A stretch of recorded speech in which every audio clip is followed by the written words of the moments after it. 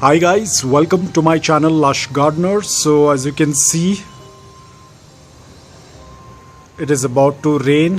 I have yet to cover my succulents. I had a question, why do we need to cover our succulents? Because we do see a lot of videos online wherein people water their succulents from above and then just leave it and they don't do much about it. So I wanted to take this opportunity to show you what exactly happens when I say that I have to sit and blow off water from each and every succulent. This is what I was referring to. I didn't blow off that water to give you an example of what exactly happens. Now I completely forgot about this spot. It was out in rain and then there was a little bit of sun. So you can see when the water stayed on the crown area, it has completely damaged my succulent.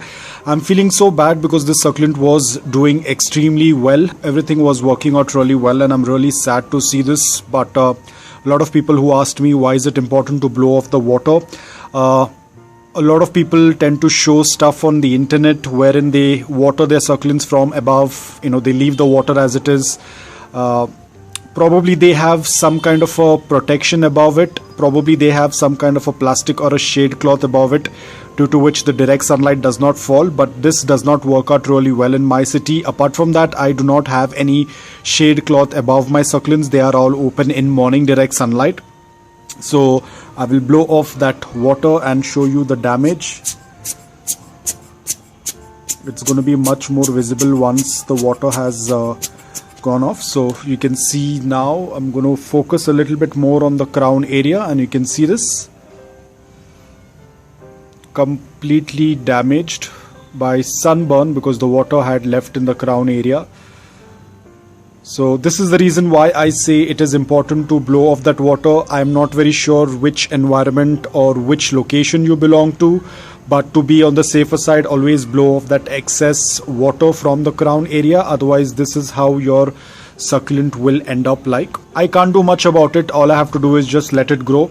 The scars will remain on the succulent. Even though the succulent was completely acclimated, but the water droplets have destroyed the succulent.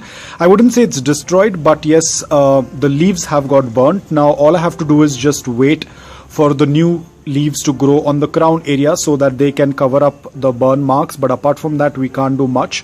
The lowest leaf probably had more water, so you can see it is completely turned dark in color. Same thing on this side, because usually the water tends to end up on the lower leaves, and here you can see, so this is where the water droplet might have been stagnant for some time and then there was sunlight. So you can see this is how it happens. So that's why it is so important to blow off that water. What we see on the internet, people putting water on the succulent leaves, and a lot of people tend to follow that. Later on the succulent dies, but they don't realize that they might have done this mistake. So be extremely careful. At times, because I have a very huge collection, it becomes very difficult to attend to each and every one. And right now, because the renovation is going on, I'm not able to attend to each succulent individually. So I have to just pray that the renovation is done as soon as possible so that I can move all of my succulents back to their location and I will be able to take better care of them, because right now they are just scattered everywhere. So it's a little disheartening to see something like this, especially when your succulent is doing quite well and then one small little mistake of not blowing off that water can cause this scarring. I cannot vouch for what others tend to do, how they are able to manage their succulents not getting any scars. I'm not very sure, but I can just give information based on my experience. I have learned this earlier as well, that never let water stay on the leaves, and I completely forgot and didn't realize it myself. So I will be keeping it in indirect bright light, let it grow, and probably in future when things look a little bit better, I will definitely showcase this succulent once again, because what I'm going to be doing next is nothing. I'll be just keeping it in indirect bright light, let it grow, and then I'm going to share the next images.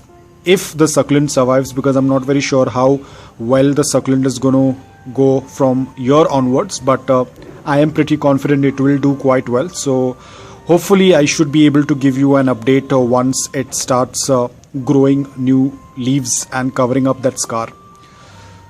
So guys, that's all about it. I hope that you found this video helpful. If you did, please hit the like button. If you're new to my channel, please consider subscribing to it. Until then, take care, stay safe and keep planting.